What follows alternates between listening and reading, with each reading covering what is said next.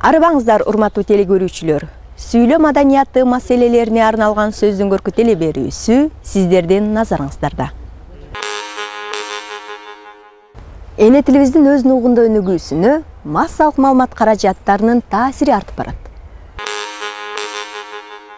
Кыргыз тили дүйнөдөгү эң бай тилдердин бирине кирет. Кыргыз эли дүйнөдөгү эң байыркы элдердин бирине кирет деп айтып атпайбызбы? Ошол эле аймагында, башында жашап турган аймагында жашап турган, ошол эле атын сактап калган аз эле элдер бар. Мына Кытайлар мисалы, мына фарсылар мисалы, мына гректер, ошол эле сыяктуу кыргыздар. Ошол эле территориясында жашап, ошол эле атын сактап калган. Кыргыз тили байыркы миңдеген жыл жашаган кыргыз мамлекетин тейлеп келген. Ал эле эмес, кыргыз кыпчак тили учурунда 1000 жылча мөөнөттүн ичинде 1000 жылча убакыт эл аралык тил болуп кызмат кылган. Азыр англис тили эл аралык тил болуп атпайбы? Ал эми учурунда кыргыз кыпчак тили эл аралык тил болуп кызмат кылган. Себеби түрк тилдүү элдер Тынч океандан Атлантика океанына чейин, түндүктөн Түндүк океанынан Инд океанына чейин ушул аймактардын баарында таралып жашап, көп жерлерде үстөмдүк кылып келген. Анан бул тилди билүү ар бир баш көтөргөн мен адаммын деген адамдардын баары үчүн милдеттүү болгон. Мынабы кыргыз тилинин абалы азыр чынын айта турган болсок, адам ыйларлык абалда. Кыргыз тили мамлекеттик тил деген статуска ээ болуп жатканы менен телерадиодо, басма сөздөрдө кандайдыр бир мурдагыдан дурус абалга келип жаткандыгы менен, жатканына карабастан кыргыз тили азыркы учурда көп эле начар абалда. Мына телерадио өзгөчө теле. Бул адамдарды тарбиялоочу мүнөзгө ээ. Адамдар ошо телени карап түздөнүшөт. Ошо телени карап сүйлөшөт. Китепти, жанагы басма массалык каражаттарды карап, ошолордон үйрөнүп, ошолордой сүйлөөгө аракет кылат. Бул жанагы алдыңкы жаштарда, экинчи бир жагы бар, жанагы түрмөнү карагандар бар. Ошолордун жаргону менен, ошолордун тили менен сүйлөөгө аракет кылгандар бар. Ал эми алдыга умтулган жаштар, алдыга умтулган адамдар тиякты карайт. Телени карайт, китепти карайт, мектепти карайт, жакшы адамдардын оозун карайт. Ошон үчүн теледен туура сөздөрдүн сүйлөнүшү, кыргыз тили туура сүйлөнүшү абдан маанилүү. Массалык маалымат каражаттарына эмне үчүн ушул сөз маданиятына маани бериш керек деген суроо да. Башкалар эми көчөдө ооз эки тилде айтса айта берсин. Бирок биздин тилдин азыр багар көрөр, карманар бир казык эле ушул массалык маалымат каражаттары болуп калды. Мурдагыдай көргүчтөп көркөм китептер, адабияттар чыкпай калды, жазуучулар жазбай калды мыкты-мыкты чыгармаларын. Ошондо сөздөрдүн үлгүсү, кыргыз тилинин бүткүл ички мүмкүнчүлүктөрү ачылып берилчи да ошол мыкты чыгармаларда. Эми азыркы чыгармаларды окусаң, башын окуп туруп басып кетесиң. Андай эчтеме жок. Театр иштебей калды, театрга эл кызыкпай калды. Туурабы? Массалык маданият деген каптап келатат. Мисалы азыр биз үй бүлө дебей семья деп сүйлөп калдык. Жарык дебей свет деп сүйлөп калдык. Мектеп дебей үшкөл деп калдык. Анан сөзүбүзгө баягы дажы, тожу, тойс, как раз, прям, поворот, астан өпкө дегендин баарын кошуп сүйлөйбүз. Анан кийин бул туура эмес. Кыргызча так, туура жана мазмундуу сүйлөөгө аракет кылышыбыз керек. Тилдин бир жалдырап караган эле, карманган эле ушу массалык маалымат каражаттары калып калды. Телевидение, радио дегендей так, гезиттер, эми ушулар майкандап салса ушул тилди. Анда бул тилди өйдөлө тикелеш кайра мурдагы калыбына келтириш өтө кыйын болуп калат. Же биз пиджин тилине айланып кетебиз, bir сүйлөм айтсаң, ошонун ичинен эки экөө же үчөө аны кыргызча калат да, калгандары бүт жанагы калька түрүндө которулган башка тилдерден алынган сөз болуп калат. Ошону пиджин деп коет. Эрманас атты отко салды деп атат. Туурасында Эрманас атын отко койду болуш керек. Отко салган деген сөз эмне? Отко койгон деген сөз эмне? Мунун маанисин билбей атабыз. Эр менен эрдин, мисалы үчүн кар менен кардын, мал менен малдын, дары менен дарынын, жана ушул сыяктуу созулма үндүүлөр кошулган сөздөрдү маанисин билбей атабыз. Ошол алып баруучулардан кетип атат. Көп учурда байкап турсаңар айтат, кар жаап атат дейт. Кар жаап атат, кар жааган жок. Кар деген башка, кар деген башка. Карасаңыздар. Анан бир жолу 18 январь 2013 жылы Замана студиясында бир эжеке кичинекей кыз менен оюнчук жасап атышат. Анан оюнчук жасап бүткөндөн айтты, айлан көчөктү жасап койдук биз деп айтып атат. Айлан көчөк деген такыр башка нерсе. Алар жасады, эл кайда көчөттүн макетин, кебетесин жасашты да. Анан ошону эл кайда көчөт менен тигини билбей атат, айырмасын билбей атат. Бала эки колун мындай жайып туруп тегеренсе, ушуну айлан көчөк дейт. Эл кайда көчөт деген бул коңуз, бул пайдалуу коңуз. Бул жанагы чөптүн зыян келтирген зыяндуу курт кумурскаларды, анын ичинен жана чөп бити дегенди орусча тля, ушуну жейт. Муну адамдар жакшы көрөт, эл кайда көчөт. Ооба, божек коровка орусча. Анан колуна жазында ал эмне үчүн эл кайда көчөт дегенде болгон дегенде жазында ал коңузду кармап алып, өзү кооз жакшынакай коңуз өзү. Сүйкүмдүү кебетес. Колуна кармап туруунан эл кайда ал жөргөлөйт алаканыңдан. Жөргөлөп барып ошондо айтып турасың. Эл кайда көчөт, эл кайда көчөт, эл кайда көчөт деп турасың. Анан ошол барып туруп, анан бир жак учуп кетет. Бай коңуз. Анан ошону менен анын аты эл кайда көчөт болуп калган. Анан дагы бир көйгөй. Мына Кыргызстандын борбору Бишкектеги көчөлөрдү карап турсаңыз, мындай жа борбордук көчөлөрдө оңолуп туура жазылып калды.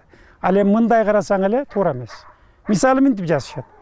Улица Лермонтова көчөсү, улица Баха көчөсү, улица Токтогула көчөсү, улица Московская көчөсү. Ошону менен кыргыз тили бузулду дагы. Кайсы кыргыз болсо да айтат. Токтогула көчөсү кайсы жерде? Лермонтова көчөсү кайсы жерде? Баха көчөсү кайсы жерде?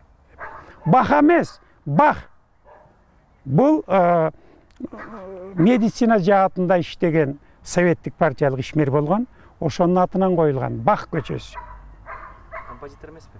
Ал башка. Композитор башка. Советтик партиялык кызматкер болгон, ошол эрте өлгөн, совет бийлигинин алгачкы жылдарында. Ошонун атын калтырыш үчүн ошол кишинин аты коюлган. Сотторду тандоо кеңеши деген бар турбайбы? Ошого да өздөрүнүн ар бир партиялар өздөрүнүн талапкерлерин көрсөтүп атпайбы? Могул болсун деп сунуш кылып атат. Эми ошону да айтып атат. Баланча фракция түкүнчөнүн талапкерлигин сотторду тандоо кеңешине жылдырды деп. Эми кантип жылдырасың? Жылдырганда артка же алга жылдырасың да бирдеме менен жылдырасың. Бул жөн эле көрсөттү, сунуш кылды деп айтса болбойбу. Түкүнчөнүн талапкерлигин сунуш кылды, көрсөттү. Я шайлоого деле маселени. Өзүнүн талапкерлигин көрсөткөндө шайлоого депутаттыкка өзүнүн талапкерлигин жылдырды дейт. Эми атам замандан бери бул кыргыз жөн эле талапкерлигин көрсөтөт дейт. Анан бир нерсе ушундай чалдык үйдү сөздөрдү актаган бизде теоретиктер бар. Эми кыргыз эзели минтип айткан эмес, мындай болбойт десең, жок эми аркыл заманда ар башкача айтса болот деп сөз өзгөрөт экен. Жанагы жаңы аталыштар пайда болот деп. Ал жаңы аталыш, жаңы сөз, жаңы түшүнүк деген бул таптакыр башка нерсе. Бирок сүйлөө маданияты, туюнтуу маданияты ал ошо бойдон калат. Tүйнүктөрдүн жалпы аталышы бар. Анан айрым аталыштары бар. Ушуларды биз чаташтырып колдонобуз. Жылкы бул жалпы аталыш. Ургаачысы чоң жылкы Б. Эркеги айгыр, бычылганы ат. Төө жалпы аталыш. Ургаачысы инек, инген ургаачысы. Эркеги буура, бычылганы атан. Тоок жалпы аталышы, ургаачысы мекиян, эркеги короз. Уй жалпы аталышы, ургаачысы инек, ургаачысы инек. Уй эмес, уй жалпы аты. Эркеги бука, бычылганы өгүз. Мына ушуларды дагы биз башаламан чаржайт колдонобуз. Анан ири мүйүздүү мал дейбиз, майда мүйүздүү мал дейбиз, орус туурап. Андай эмес, ири мүйүздүү малды кара мал деп койсо болот. Же болбосо бодо дейбиз. Майда мүйүздүү малды майда жандык деп коебуз, же жандык дейбиз. Баланча жандыгым бар деп айтат. Баланча бодом бар деп айтат. Ушул сыяктуу сөздөрдү биз жанагы калька которма кылып алып, ошол бойдон урдуруп келатабыз. Үбөлүк менен камыр жайуу жөнүндө айтып атып. Камыр жоон же ичке жайылат бул үбөлүк менен деп атат. Камыр жоон же ичке жайылбайт. Камыр калың же жука жайылышы мүмкүн. Ал эми ошо жайылган камырдан кескен кесмең жоон же ичке болушу мүмкүн. Оруста толстый, тонкий деген эле термин бар, сөздөр бар. Кыргызчаны 4 сөз менен которулат. Жумуру болсо жоон ичке болот. Жалпак болсо калың же жука болот. Калың же жука болот. Ушундай. Себеби биздин тилибиздин бул жерде артыкчылыгы бар да. Эки эле сөз 4 түрдүү сөз менен которулат. Тилчилердин дагы кездештирип жүрөм. Айрыкча Саркул Дастан 80 сөз деп жүрөт. Бир сөзүбүздүн өзү ошон каармандын образын түзүп коет да, эми ошол 80 эле деп коелук, 80 сөздү. Мен 120га жетирип тизмелеп жүрөм. Кыргыздын тилинде гана кездеше турган сөздөр. Башка тилдерде жок. Башка тилдерде ал тургай которулбайт. Кыргыздын кыргыздыгы мына ушунда турат да. Мисалы бир нерсени айтайын. Заарданган, каарданган, окшурайган, алчыланган, шүмүрөйгөн, атырылган,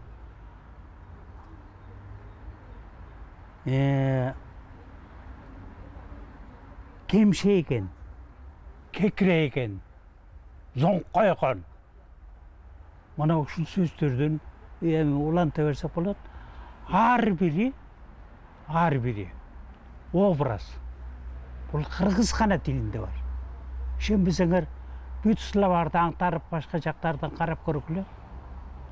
Түрк тилдеринде дагы мындай сөздөр кездешпейт. Түрк уруусунда 33 тил кирет го, түрк уруусунда. 33 тилдин биринде да жок. Кыргыз тилинде гана бар. Нерселер. Бир сөздүн өзү адамдын образын бүт чагылдырып коет.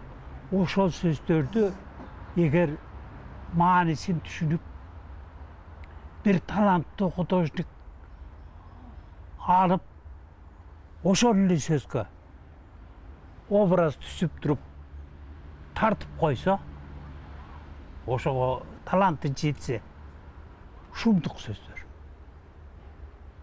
Бул өзү чакчыл тарт эмес. Сын сыпат билгизүүчү сөз түркүмдөрүнө да кирбейт. Бул ошол кишинин ички дүйнөсүн аңтарып салган. Бир сөз менен адамдын образын аңтарып салган нерсе бул кыргыз гана тилинде. Мына кыргыз тили кем сөз аз деп жүрөбүз го. Кыргыздын тилин тилчилер али иликтей турган салалар толуп жатат. Мына ушун үчүн биз бир жагынан сыймыктанышыбыз керек. Бир жагынан таазим этишибиз керек. Мына ушул нерселердин убактысы болбой жүрөбү, же илими жетпей атабы? Тилчилер аягына чыга элек жайыттар толуп атат. Кыргыздын өзүнүн тилин изилдесе, ошонун кыргыздын дили, чеберчилиги, анан жана Манас кандайча жаралып калгандыгы бекерден эмес. Бул өзүнчө чалкып жаткан чексиз океан, мухит.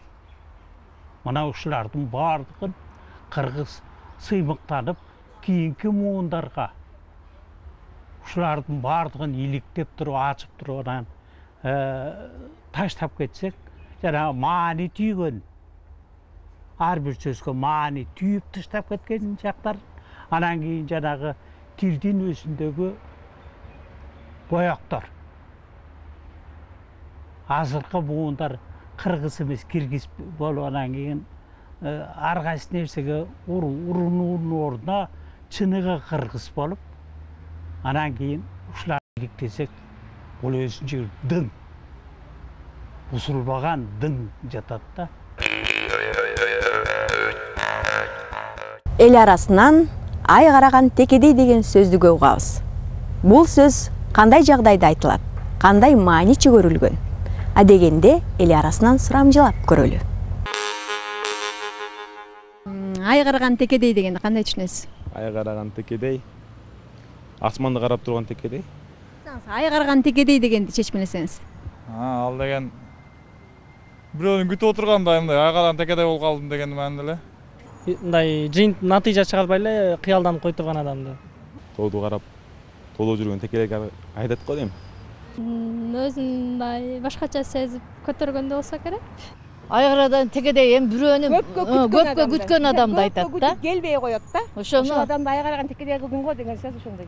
Ай караган текедей кыйнабын, а? Мааниси көпкө күтүү.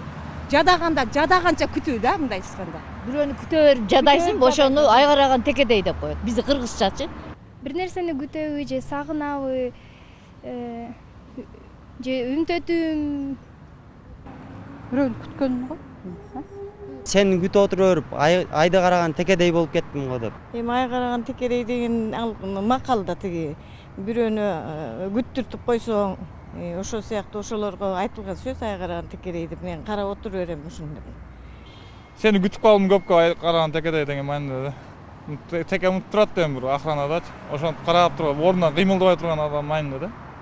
Ай караган текедей бир нерсени кечке күткөнбү?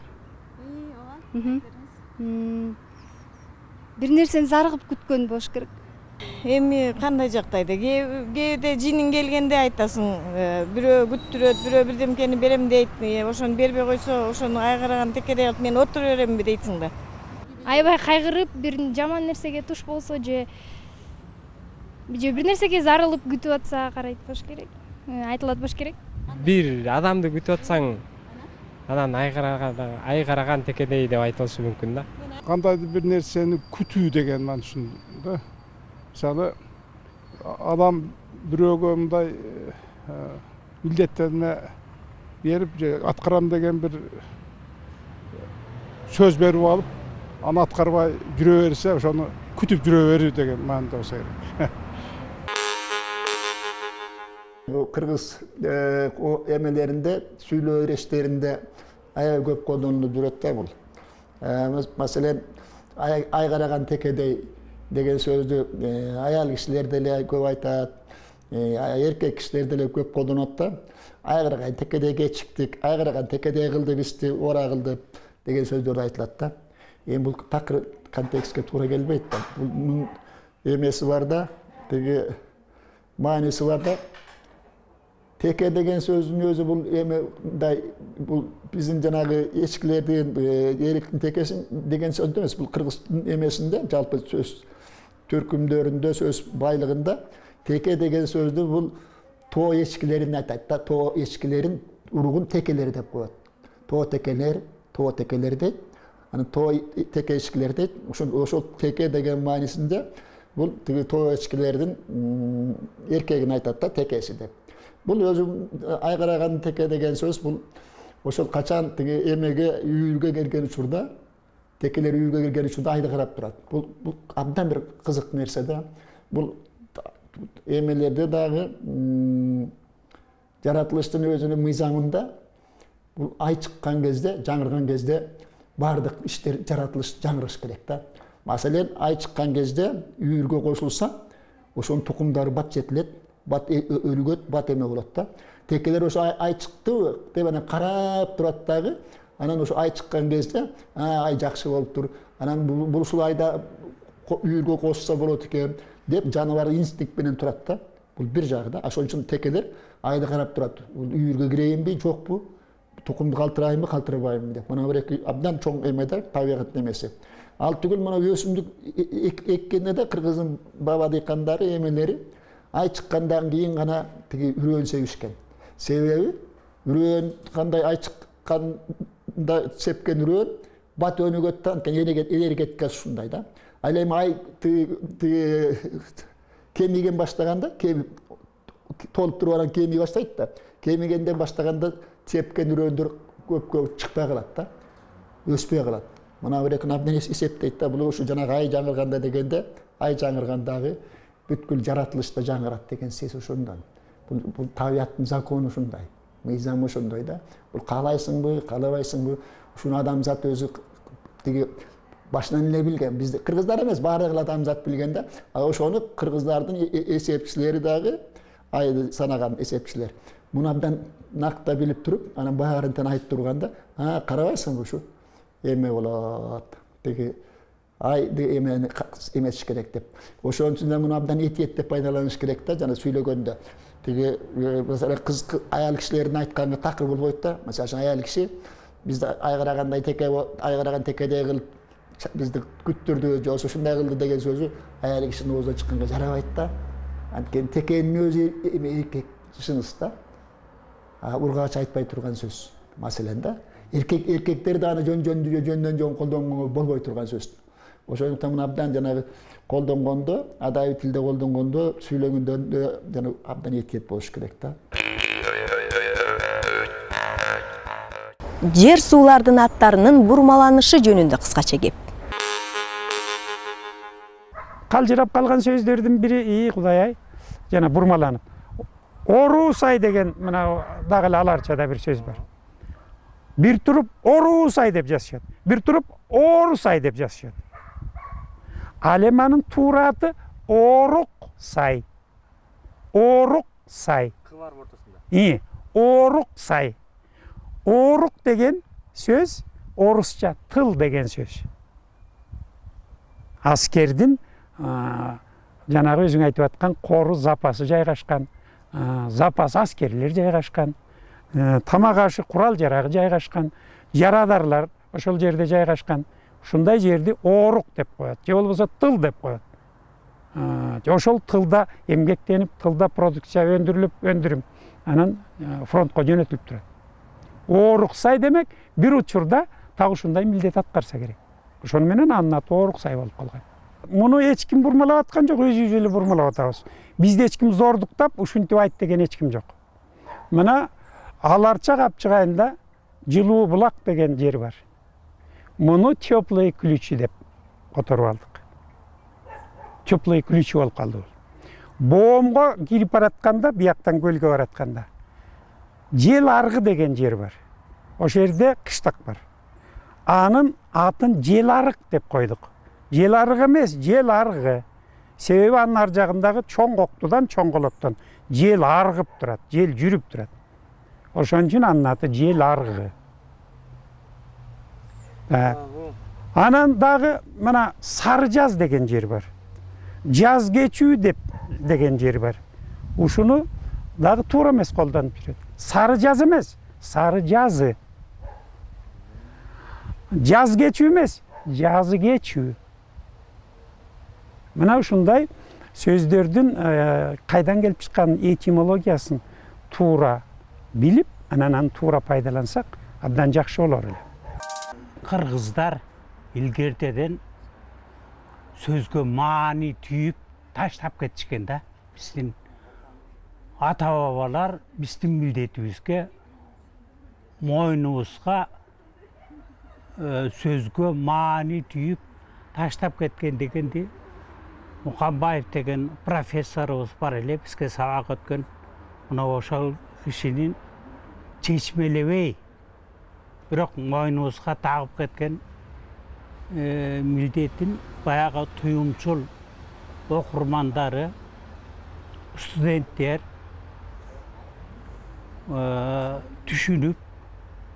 түшүнгөнүбүз болду, ал учурда түшүнбөгөнүбүз болду. Бирок бир-эки сөзү эсимде турат. Ачуу деген сөздү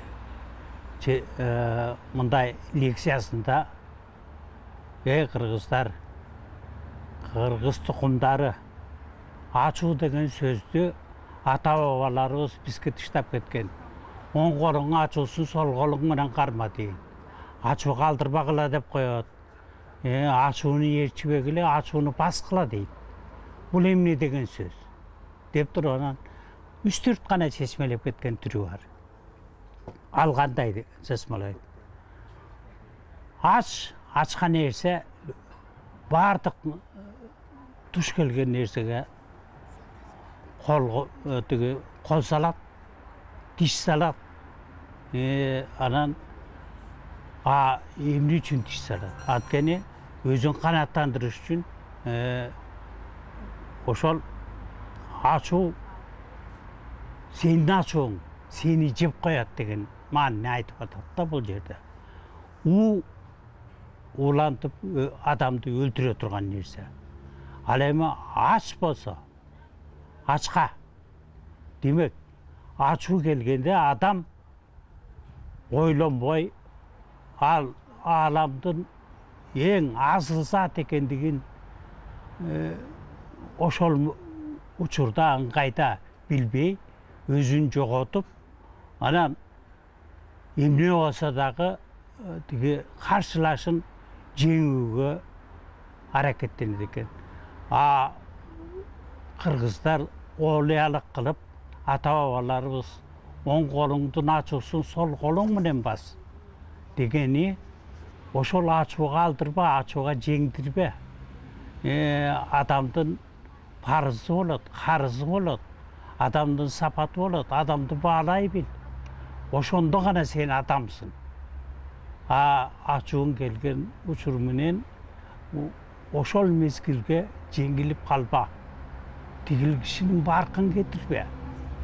Аны жеңем деп ойлобо. Ал сен өзүңдүн сезимиңди жеңбей туруп, адамды кантип жеңесиң деген нерсе. Ойлонкун, ойлонуп иш кылгын деген нерсе. Ачуу деген бир сөзгө түйүлгөн дагы ошол укумдан тукумга, балдарга өзүнөн кийинки улана турган адамзатка осуят катары калтырган сөз.